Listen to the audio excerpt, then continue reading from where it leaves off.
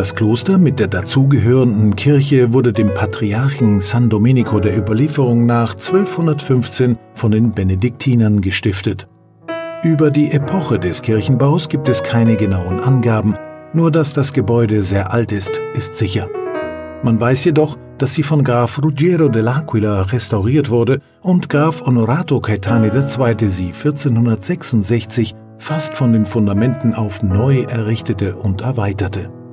Wie aus einem Gedenkstein rechts hinter dem Eingang hervorgeht, ist der fundische Bürger Giulio Camponesco in der Kirche bestattet. Es handelt sich bei ihm um einen jungen Krieger, der unter Prospero Colonna kämpfte und Waffenbruder Ettore Fieramoscas war. Nach dem Kloster San Domenico von Neapel ist jenes von Fondi das älteste im napoletanischen Raum und der Prior konnte bei der Wahl des Generals vom Stimmrecht Gebrauch machen. Die religiöse Struktur beherbergte für lange Zeit den heiligen Thomas von Aquin, der dort das Amt des Konventlektors ausführte.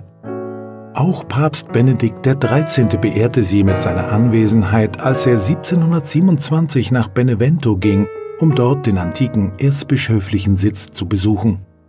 Der Papst, der am 26. März in Rom aufgebrochen war, ließ ab Terracina bis hin zur Grenze das allerheiligste Sakrament voraustragen. Dort angekommen empfing ihn der Kardinal Abbatiziano, Vizekönig von Neapel, in Begleitung des Bischofs von Fondi Antonio Carrara da Sora in seiner Kutsche und brachte ihn nach Fondi, wo er als Geistlicher des heiligen Dominikus die Nacht im Kloster der Dominikanergemeinde verbrachte. Dort machte er auch auf der Rückreise und nochmals am 1. April 1729 Halt, als er erneut Fondi passierte, um ein zweites Mal nach Benevento zu fahren.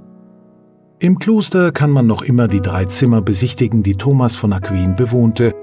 Eines, in dem er die Lektionen diktierte, ein anderes, wo er schlief und auch die Messe abhielt, und ein drittes, das Oratorium, wo der Körper nach dem Tod des Geistlichen aufbewahrt wurde.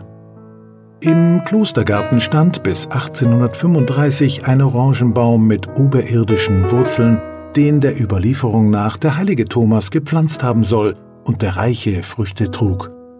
Schließlich vertrocknete der Baum und sein Stamm wurde von den Gläubigen zusammen mit dem Körper des Heiligen unter dem Altar aufbewahrt.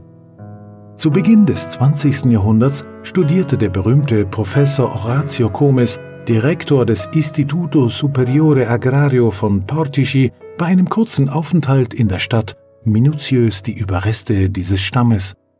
Nach einer Reihe von Untersuchungen bestätigte er schließlich die Theorie des Baums mit den oberirdischen Wurzeln und untermauerte sie mit wissenschaftlichen Erklärungen.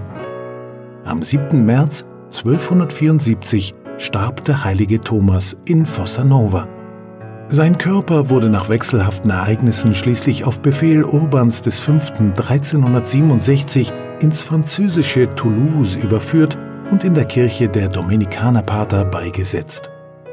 So sollte den schweren Auseinandersetzungen zwischen den Mönchen von Fossanova und den Dominikanerbrüdern in Fondi ein Ende gesetzt werden. Der Klosterkomplex wird seit einigen Jahren umstrukturiert, wobei unter anderem eine Kirche im Inneren der Anlage zutage kam.